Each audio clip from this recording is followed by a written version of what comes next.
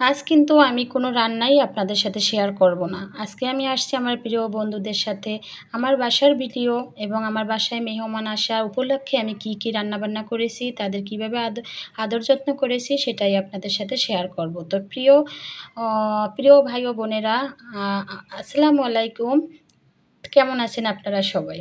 তো আজকে আমি আমার বাসার কিছু মেহমান যারা আসছে তাদের কিভাবে আদর যত্ন আত্মীয়তা করছি এটাই আপনাদের সাথে শেয়ার করব। তো আজকে আসছে আমার বাসায় আমার বাচ্চাদের স্কুলের বান্ধবীদের মায়েরা, তারা হচ্ছে আমার বন্ধু। তো প্রথমে আমার বাসাটা দেখেন, আমার বেডরুমটা দেখিয়ে দিলাম। তো এই উপলক্ষে আমার বাসাটা একটু মোটামুটিভাবে একটু গুছিয়েছি।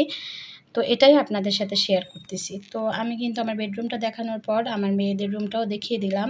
তো আমি টুকটাক যতটুকুই করছি আজকে সারাদিন সেটাই আপনাদের সাথে শেয়ার করতেছি প্রিয় আপু ও ভাইয়ারা।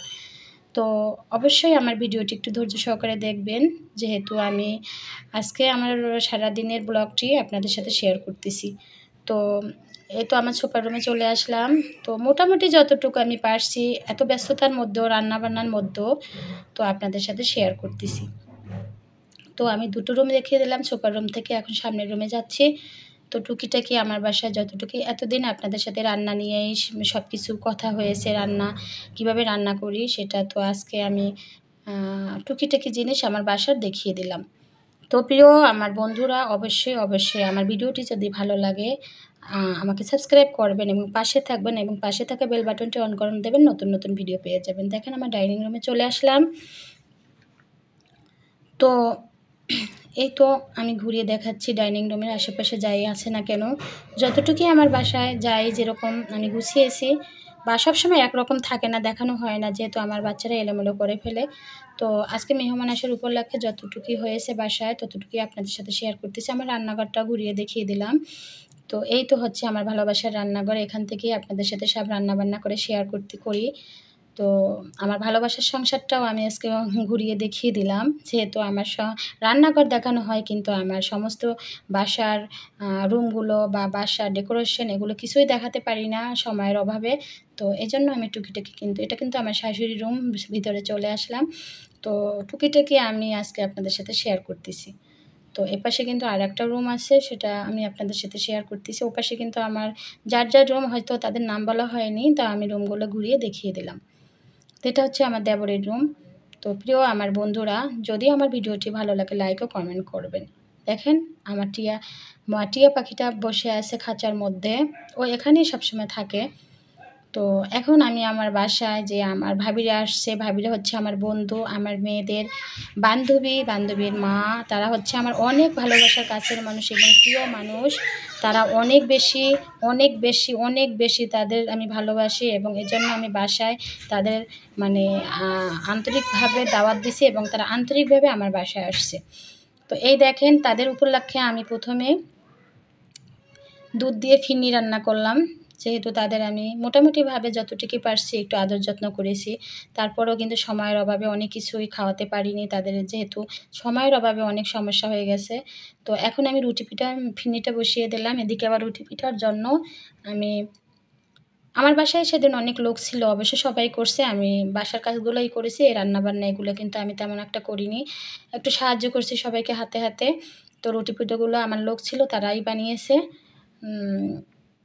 আর আমি গোশটা ভালোভাবে আমাকে ধুয়ে দিল। আমি তো গরুর গোশ, রুটি পিঠার সাথে গরুর গোশ দিয়েছিলাম। তো এখন আমি গরুর গোশটা ভালোভাবে কষিয়ে বসিয়ে দেবো, সেটা আপনাদের সাথে শেয়ার করব। অবশ্যই আজকের ব্লগটি যদি আমার ভালো লাগে আপনারা লাইক ও কমেন্ট করবেন এবং সাবস্ক্রাইব করবেন এবং আমাকে সাপোর্ট করবেন। তো আমি গরুর গোশের উপর সমস্ত মশলা দিয়ে বসিয়ে দেব। যেহেতু আমার অনেক রান্নাবান্না আজকে, তো আমি সময়ের অভাবে, যেহেতু আমার আয়রা, আনায়া, জায়ান ৩ টা বাচ্চা, ওরা ছোটো, ওদের নিয়ে আমার এগুলো করতে একটু সময় লেগেছে। তারপরও আমি যথেষ্ট চেষ্টা করেছি আমার বাসায় মেহমানদের আত্মীয় মানে আদর যত্ন করার জন্য যতটুকু পারছি। তো তারপরেও কিন্তু আমার মন ভরেনি, তাদের এতটুকু করেছি। আরও বেশি আমার রান্না করার ইচ্ছে ছিল, কিন্তু আমার ইচ্ছে থাকা সত্ত্বেও আমি আগাতে পারিনি। তো আমি গরুর গোশটা প্রথমে বসিয়ে দিলাম। ফিরনি রান্নাটা কিন্তু আমার হয়ে গেছে। টেবিলে যখন সার্ভ করব সব খাবারে কী নাস্তা আমার বন্ধুদের দিয়েছি। আমার বন্ধু বা আমার মেয়েদের বন্ধু, তো তাদের কীভাবে আদর যত্ন, কী খাবার দিয়ে আদর যত্ন করেছি অবশ্যই আপনাদের সাথে টেবিলে যখন দেখাবো। তো গরু গোশটা আমি বসিয়ে দিলাম। প্রিয় বন্ধুরা যারা আমার দূর থেকে দেশ বিদেশ থেকে ভিডিও দেখছেন তাদেরকে আমাকে সাপোর্ট করার জন্য তাদের অসংখ্য অসংখ্য অসংখ্য আমার ভালোবাসা, এবং তারা যেন অবশ্যই আমাকে সাপোর্ট করে। তো এদিকে কিন্তু রুটি পিঠা বানাচ্ছে। রুটি পিঠা বানানোর জন্য তারা খামিগুলা ভালোভাবে তৈরি করে নিচ্ছে।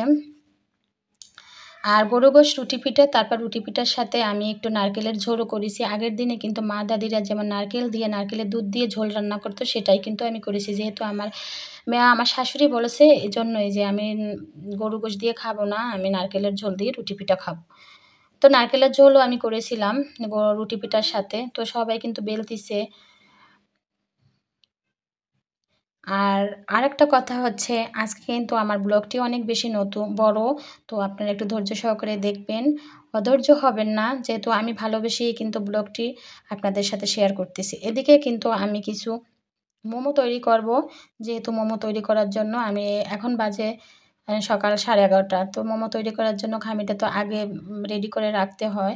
তো আপনাদের পুরো ভিডিও কিন্তু আমি দেখাবো না, যেহেতু আমার ইউটিউব চ্যানেলে কিন্তু আমি মোমো তৈরি করে আমি দিয়েছি। এটা আপনারা দেখে নেবেন যে আমি কিভাবে মোমো তৈরি করেছি। আমি যে আইটেমগুলো আমার ইউটিউব চ্যানেলে আছে সেগুলো আমি আপনাদের সাথে শেয়ার করব না, শুধু খামিটা তৈরি করেছি এটাই শেয়ার করলাম। তো এখন আমি ঢাকনা দিয়ে ওটা ঢেকে দেব।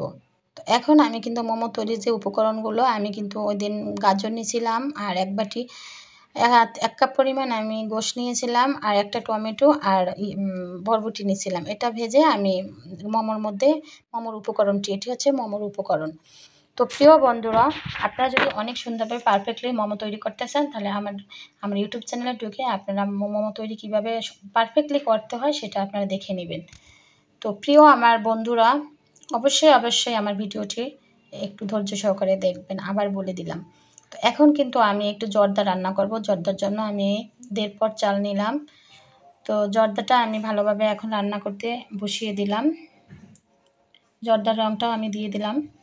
টুকিটাকি আমি মোটামুটি যাই করেছি আপনাদের সাথে সব কিছু শেয়ার করতেছি। তো সারাদিন যতটুকুই পারছি, এদিকে কিন্তু আমার গোশটা হয়ে গেছে, গরুর গোশটা। আমি গরুর গোশটা সকালেই বসিয়ে দিয়েছি 8টার দিকে, এজন্য আমার গোশটা তাড়াতাড়ি হয়ে গেল। আর আমার বাসায় আমার বান্ধবীরা কিন্তু 4টার দিকে আসছে। তারা সন্ধ্যার পরে তাদের নাস্তা দিয়েছে, খেয়ে তারা 9টা 9:30টার দিকে বাসা থেকে চলে গেছে। তো আমি এই নারকেলটা নিয়েছি কিন্তু সেমাই তৈরি করার জন্য, জর্দা সেমাই তৈরি করার জন্য, না ঝুরো সেমাই তৈরি করার জন্য। যে এটা আপনাদের সাথে কিন্তু আমি শেয়ার করিনি, নারকেলটা দেখিয়ে দিলাম। যেহেতু ভিডিও করতে গেলে কিন্তু অনেক সময়ের প্রয়োজন, বা এটা ভিডিও করতে হলে কিন্তু সময় নিয়ে করতে হয়। তো এই সময়টা আমার হাতে ছিল না, তো টুকিটাকি যতটুকুই পারছি আপনাদের সাথে শেয়ার করলাম। তো এখন আমি একটা মোমো ভালোভাবে আপনাদের সাথে শেয়ার করতেছি, মোমোটা কীভাবে তৈরি করবেন। তো আমার প্রিয় ভালোবাসার বন্ধুরা, তো আপনারা অবশ্যই অবশ্যই আমার পাশে থাকবেন এবং আমাকে সাপোর্ট করবেন, যাতে আমি অনেক দূর আগাতে পারি। আপনারা ছাড়া কিন্তু কখনোই সম্ভব না সামনে আগানো। তো আমি দেখেন 2টো মোমো আপনাদের সাথে তৈরি করে সুন্দরভাবে দেখাচ্ছি। তো এই ভিডিওটা কিন্তু আমার মেহমান আসছিল যখন কারফিউ জারি ছিল, তার একদিন আগে। তো আমি ভিডিওটি ছাড়তে পারছিলাম না, যেহেতু নেটের সমস্যা ছিল, এই জন্য ছাড়তে পারিনি। তো এখন আপনাদের সাথে আমার খুব ইচ্ছে যে আমার বাসায় মেহমান আসছে, বা আমার বাসায় কীরকম মানে নাস্তা রেডি করে সবাইকে খাইয়েছি বা আদর যত্ন করেছি, এটা আপনাদের সাথে শেয়ার করব। তো এই দিন কিন্তু আমার মা, সত্যি একটা খারাপ লাগার বিষয়, আমার অনেক কষ্ট হয়, খারাপ লাগে বলতে, যে এই দিনটা কিন্তু আমার মা বাসায় ছিল। আমার মা অনেক সুস্থ ছিল। এখন আমার মা অনেক অসুস্থ, যেহেতু আপনারা সবাই আমার মায়ের জন্য দোয়া করবেন। আমার মা এখন হসপিটালে, তার হাত ভেঙে গেছে, ডাক্তার বলছে অপারেশনের কথা। সে কিন্তু আমার বাসা থেকে বাড়ি যাওয়ার সময় সে পড়ে গেছে, এবং সে অনেক বেশি অসুস্থ। তো আপনাদের সাথে আমি বললাম যে আমার প্রিয় বন্ধুরা সবাই আমার মায়ের জন্য আপনারা দোয়া করবেন। আমার মা সেদিন বাসায় ছিল, মেহমান যেদিন ছিল। এই তো আপনাদের সাথে শেয়ার করলাম আমার কষ্টের কথাটা। আপনারা সবাই আমার জন্য দোয়া করবেন, আমার মায়ের জন্য দোয়া করবেন। আমার মা যেন তাড়াতাড়ি সুস্থ হয়ে আবার আসতে পারে আমার কাছে। তো আমি জর্দাটা অলরেডি কিন্তু হয়ে গেল, কথা বলতে বলতে আমি ইমোশনাল হয়ে গেলাম, আমার অনেক কষ্ট হচ্ছিল। তো প্রিয় বন্ধুরা, মা এমনই এক জিনিস যে মা চলে গেলে কিন্তু কোনোদিন মা পাওয়া যায় না। তো সবার কাছে দোয়া যে আমার মা যেন তাড়াতাড়ি সুস্থ হয়ে যায়।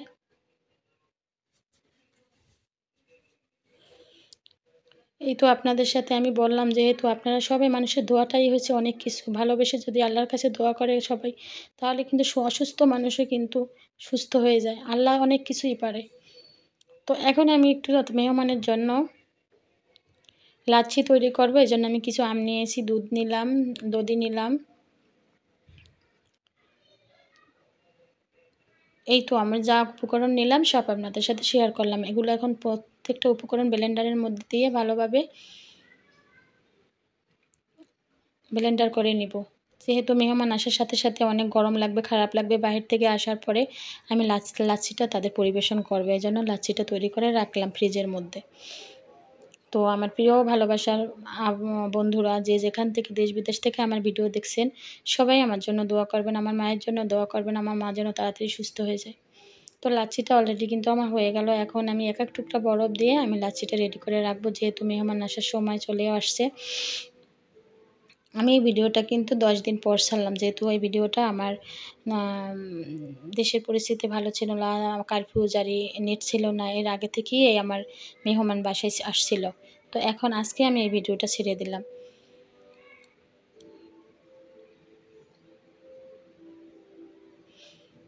তো এই তো আমার রেডি হয়ে গেল। এখন আমার বাসায় দেখেন, বাচ্চাদের উপলক্ষে যে বাসায় যে ভাইয়া আসছে, ভাবি আসছিল, যে আমার বান্ধবী, ভাইয়া হচ্ছে জেলার, পিরোজপুর শহরের জেলার। সে বাচ্চাদের উপলক্ষে আমার বাসায় একটা কেক নিয়ে আসছিল ভাবি। তো কেকটা বাচ্চাদের উপলক্ষে প্রথমে ওরা কেকটা কাটলো আসার সাথে সাথে। তো এখন আমি টেবিলে কিন্তু আমি খাবারও কেকটা কেটে সবাই বাচ্চারা প্রথমে কেকটা খেলো। আর এখন আমি টেবিলে যে খাবারগুলো সার্ভ করলাম, আমার কিন্তু সমস্ত খাবার রেডি হয়ে গেল। মেহমানও কিন্তু চলে আসছে। তো আমি মেহমানের কারো ভিডিওই করিনি এবং আপনাদের সাথে মানে শেয়ার করিনি। দেখেন আমার কিন্তু টেবিলের সমস্ত খাবার রেডি হয়ে গেল। আমার প্রত্যেকটা নাস্তা দেখিয়ে দিলাম। জর্দা সেমাই, তারপরে পাস্তা, আম কেটে দিলাম, নারকেলের ঝোল, পাস্তা করেছি। পাস্তাটাও কিন্তু আমার ইউটিউব চ্যানেলে আছে, আপনারা দেখে নেবেন। গরু গোশ, ফিরনি, তারপর জর্দা, রুটি পিঠা দিয়েছি। তারপর মোমো দিলাম, মিষ্টি দিলাম।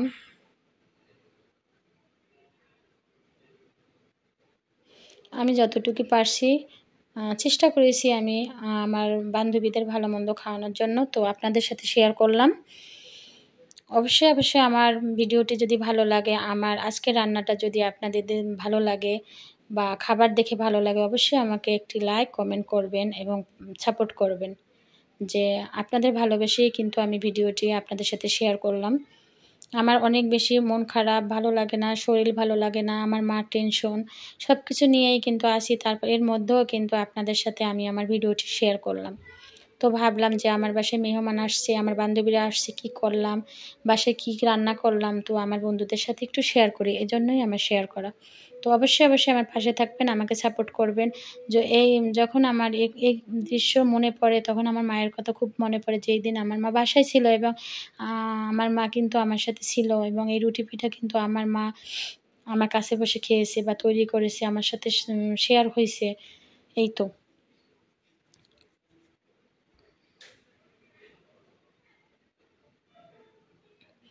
সমস্ত খাবারই আপনাদের সাথে দেখিয়ে দিলাম। আমার নাস্তা, সন্ধ্যার নাস্তা এটা হচ্ছে মেহমানের।